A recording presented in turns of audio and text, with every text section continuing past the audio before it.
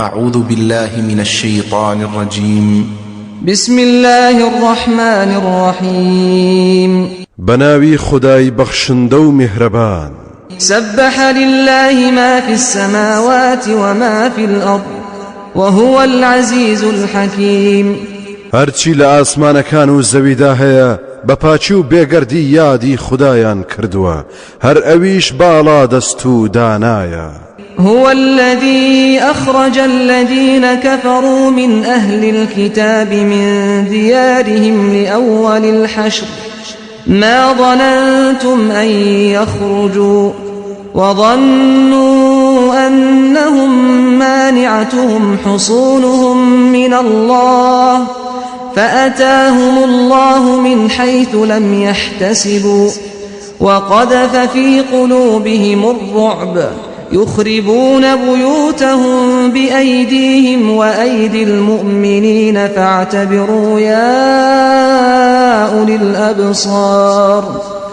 أو خدايا أو ذاتيا ئەوانەی بێباوەڕ بوون لە خاوەنانی کتێب هەڵی کەندن لە شوێنەواریان و ناچاری کۆچی کردن لە یەکەم دەستپێکردنی کۆکردنەوە و دەرکردنیاندا. ئێوە بەتەما نەبوون و گومانتان نەدەبرد ئاوا بە ئاسانی بڕۆن. ئەوانیش گومانیان وابوو کە بەڕاستی قەڵاکانیان بەرگریان دەکات لە ویست و فەرمانی خوددا. ئەوسا ئیتر لەلایەکەوە خوددا بەڵای بەسەرهێنان کە بە خەیاڵیاندا نەهاتبوو حسابیان بۆ نەکردبوو. ئەوسا خوددا ترسێکی فڕێدایە دڵیانەوە بەناچاری دەستیان کرد بە کاولکردنی خانوبەرە و ماڵەکانیان بە دەستی خۆیان و دەستی ئیمانداران. کەواتە ئەی خاوەن بیر و هۆش و دووربینەکان دەرس و پند و ئامۆژگاری وەربگرن جوولەکە هەروە بۆیان ناچێتە سەر. ولولا أن كتب الله عليهم الجلاء لعذبهم في الدنيا ولهم في الآخرة عذاب النار. خۆ ئەگەر خوددا چۆڵکردنی لەسەر بڕیار نەدانایە ئەوە هەر لە دنیادا سزای دەدان لە قیامەتیشدا سزای ئاگری دۆزەخ بۆیان ئامادەیە چونکە زۆر دڵڕق و پیلان جێڕن. ذلك بأنهم شاقوا الله ورسوله ومن يشاق الله فإن الله شديد العقاب. ئەو سزایە بەهۆی ئەوەوە بوو بەڕاستی ئەوانە دوژمنایەتی خوددا و پێغەمبەرەکەیان کرد ئەوەشی دژایەتی ئاینی خوددا بکات با چاک بزانێت خوددا سزا و تۆڵەی زۆر بە ئێش و ئازارە. ما قطعتم من لينة أو تركتموها قائمة على أصولها فبإذن الله وليخزي الفاسقين. هەر درەختێکی تەڕتان بڕی بێت یا واستان لێهێنا بێت و لەسەر بنجی خۆی ما بێت لە خەیبەردا بە فەرمانی خوددا بووە و ویستی ئەوی لەسەرە تا تاوان باران و لە سنوور دەرچووەکان سەرشۆڕ و خەجاڵەت بکات. وما أفاء الله على رسوله منهم فما أوجفتم عليه من خيل ولا ركاب ولكن الله يسلط رسله على من يشاء والله على كل شيء قدير. ئەو دەستکەوتانە خوددا لە جوولەکەی سندووە و بەخشیوێتی بە پێغەمبەرەکەی. ئێوە هیچ خۆتان ماندوو نەکردبوو بۆ بەدەستهێنانی نە بە سواری ئەسب بۆی چووبوون نە بە سواری وشتر بەڵکو ئەوە خوددایە کە پێغەمبەرەکەی زاڵ دەکات بەسەر هەر دەستە و تاقمێکدا کە بێوێت. خودداش دەسەڵاتی بەسەر هەموو شتێکدا هەیە. ما أفاء الله على رسوله من أهل القرى فلله وللرسول ولذي القربى واليتامى والمساكين وابن السبيل كي لا يكون دولة بين الأغنياء منكم وما آتاكم الرسول فخذوه وما نهاكم عنه فانتهوا واتقوا الله إن الله شديد العقاب. ئەو دەستکەوتانەی خوددا بەخشی بە پێغەمبەرەکەی لە خەڵکی دێهات و شارەکانی جوو ئەوە خوددا بڕیاری لەسەرداوە کە بۆ پێغەمبەر و خزمانیەتی بۆ هەتیوان و هەژاران و ڕێبوارانیشە بۆ ئەوەی ئەو سامانە تەنها لە نێوان دەوڵەمەندەکانی ئێوەدا نەبێت جاوەی پێغەمبەر پێی بەخشیون وەری بگرن هەر فەرمانێکی پێدان بەگوێی بکەن قەدەغەی هەر شتێکی لێکردن مەیکەن لە خوددا بترسن چونکە بەڕاستی خوددا بەتوندی تۆڵە دەسێنێ. للفقراء المهاجرين الذين أخرجوا من ديارهم وأموالهم يبتغون فضلا من الله ورضوانا وينصرون الله ورسوله أولئك هم الصادقون. هەروەها لەو دەستکەوتانە بەشی کۆچبەرانی هەژار دەبێت بدرێت ئەوانەی لە شوێنەوار و سامانیان دوور خراونەتەوە و دەرکراون ئەوانە بەتەمای بەخششی خوددا و ڕەزامەندی ئەون و بەبێ هیچ تەماعێک پشتیوانی لە خوددا و پێغەمبەرەکەی دەکەن و هەوڵی سەرخستنی بەرنامەکەیان دەدەن هەر ئەوانە ڕاستگۆ و ڕاستانن. والذين تبوأوا الدار والإيمان من قبلهم يحبون من هاجر إليهم ولا يجدون في صدورهم حاجة مما أوتوا ويؤثرون على أنفسهم ولو كان بهم خصاصة ومن يوق شح نفسه فأولئك هم المفلحون.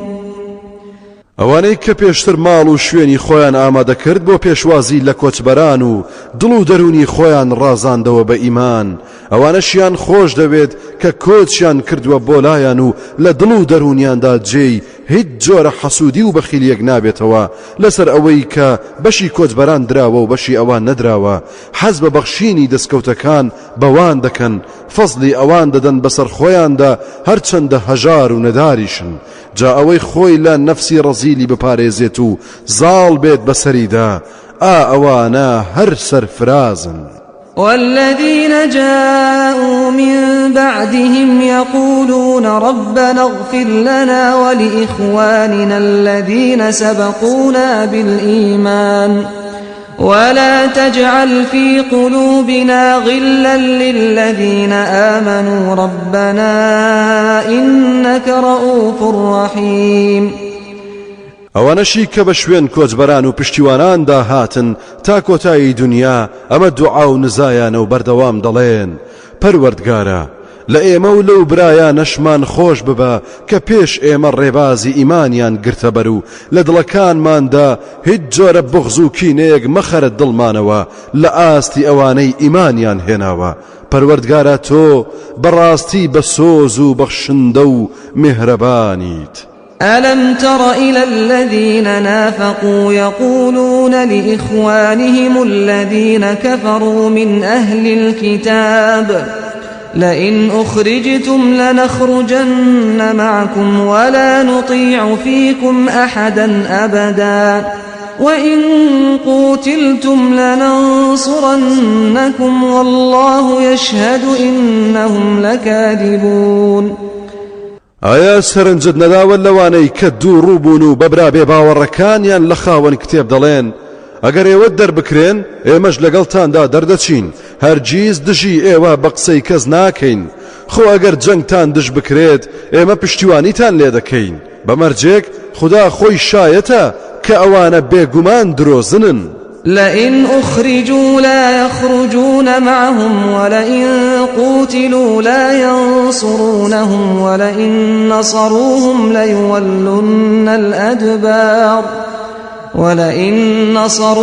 ليولن الأدبار ثم لا ينصرون. سوێن بە خوددا ئەگەر دەربکرێن لەگەڵیاندا دەرناچن و ئەگەر جەنگیان دژ بکرێت پشتیوانیان لێ ناکەن و ئەگەر پشتیوانیشیان لێکردن دوای تاوێک پشت هەڵدەکەن و پاشان سەرکەوتوو نابن. لأنتم أشد رهبة في صدورهم من الله ذلك بأنهم قوم لا يفقهون. بەڕاستی ئێوەی ئیماندار ترستان زیاترە لە دڵ و دەرونیاندا تا خودای گەورە، چونکە بێگومان ئەوانە کەسانێکی ناحاڵی و تێنەگەیشتون هەمیشە لە دڵ ڕاو چێدان. لا يقاتلونكم جميعا إلا في قرى محصنة أو من وراء جدر بأسهم بينهم شديد تحسبهم جميعا وقلوبهم شتى ذلك بأنهم قوم لا يعقلون. هۆزی جوولەکە هەرگیز بە یەک پارچەیی ناوێرن دژی ئێوە بجەنگن مەگەر لە شوێنی قایم و قەڵای سەختدا یان لە پشتی دیواری بەرز و قایمەوە، چونکە ئەو جوانە نێوانیان زۆر ناخۆشە و چارەی یەکتریان ناوێت، هەرچەندە وا دەزانیت یەک پارچەن، بەڵام لە ڕاستیدا دڵەکانیان دوورن لە یەکەوە، چونکە ئەوانە ژیر و هۆشمەند نین. كمثل الذين من قبلهم قريبا ذاقوا وبال أمرهم ولهم عذاب أليم.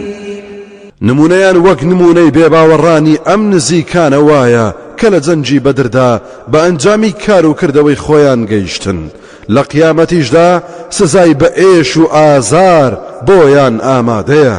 كمثل الشيطان إذ قال للإنسان اكفر فلما كفر قال إني بريء منك إني أخاف الله رب العالمين. نێوانی دووڕوەکان لەگەڵ جووەکان وەک شەیتان وایە کە هانی ئادەمی زاد دەدات لە ڕێی خەیاڵ و وەسوەسەوە پێی دەڵێت وەرە کافر بە جوانکردنی هەموو جۆرە تاوانێک کە خوددا پێی ناخۆشە. جاکاتێک کە کافر بوو واتە ئەو کارانەی ئەنجامدا کە شەیتان پێی ڕازیە پێی دەڵێت بەڕاستی من بەریم لە تۆ، من لە پەروەردگاری جیهانیان دەترسم. فكان عاقبتهما أنهما في النار خالدين فيها وذلك جزاء الظالمين. سەرنجامی هەردووچیان شەیتان و ئادەمی زادی کافر ئەوەیە کە هەردوو لە دۆزەخدا بۆ هەمیشە بە نەمری دەمێننەوە، ئەوەش پاداشتی ستەمکارانە. يا أيها الذين آمنوا اتقوا الله ولتنظر نفس ما قدمت لغد واتقوا الله إن الله خبير بما تعملون. ئەی ئەوانەی باوەڕتان هێناوە، خدا ناس و پارێزکار بن و لە سنوورەکانی مەترازێن، با هەموو کەسێک سەرنج بدات و بزانێت چی بۆ سبەی دەست پێشکەری کردووە، هەوڵ بدەن هەمیشە و بەردەوام پارێزکار و دیندار و خدا ناز بن، چونکە بەڕاستی خدا زۆر ئاگایە بە هەموو ئەو کار و کردەوانەی کە ئەنجامی دەدەن. ولا تكونوا كالذين نسوا الله فأنساهم أنفسهم أولئك هم الفاسقون. نەکەن وەکو کەسانە بن کە خودایان فرامۆش کرد، شوێنی بەرنامەکەی نەکەوتن، خوداش ئەوانی لەبیر خۆی بردەوە، ئەوانە لە سنوور دەرچوو تاوانبارەکانن. لا يستوي أصحاب النار وأصحاب الجنة أصحاب الجنة هم الفائزون. بێگومان نیشتەجێکانی دۆزەخ وەک بەهەشتیەکان نین، چونکە هەر بەهەشتیەکان سەرفراز و کامەران و بەختەوەرن.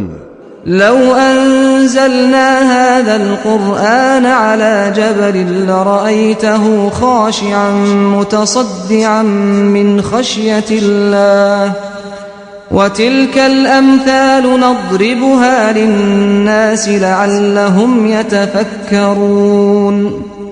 ئەگەر ئەم قورئانەمان دا ببەزاندایە سەرکەژ و چێوێک دەتبینی ملکەج دەبوو، ورد و خاش دەبوو، شەق و پەق دەبوو لە ترسی فەرمانی خوددا، لە هەیبەتی گەورەی و دەسەڵاتی خوددا. ئێمە ئەم نمونانە دەهێنینەوە بۆ خەڵکی بۆ ئەوەی بیر بکەنەوە و ژیریان بخەنە کار و شوێن قورئانی پیرۆز بکەون. هو الله الذي لا إله إلا هو عالم الغيب والشهادة هو الرحمن الرحيم خدا ئەو زاتەیە کە جگەل لەو خدایەکی تر نییە زانایە بە هەموو نهێنی و ئاشکراکان ئەو خدایە بەخشندە و میهرەبان و دلۆڤانە کانگای ڕەحم و بەزەییە هو الله الذي لا إله إلا هو الملك القدوس السلام المؤمن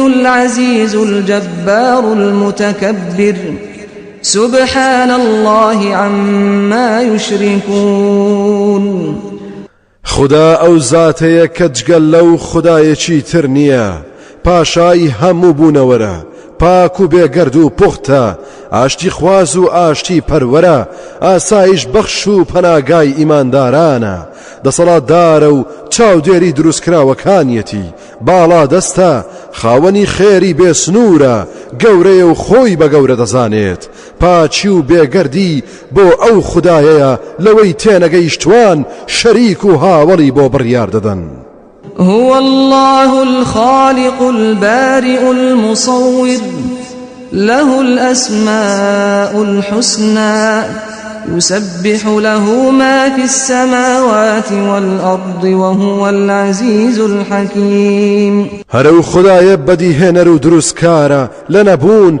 هەرچی بوێ بەدی دەهێنێت نەخشە و وێنە کێشەرە ناوە پیرۆز و جوانەکان هەمووی شایستەی ئەون هەرچی لە ئاسمانەکان و زەویدا هەیە ستایشی ئەو دەکەن بەڕاستی ئەو زاتە خدایەکی باڵا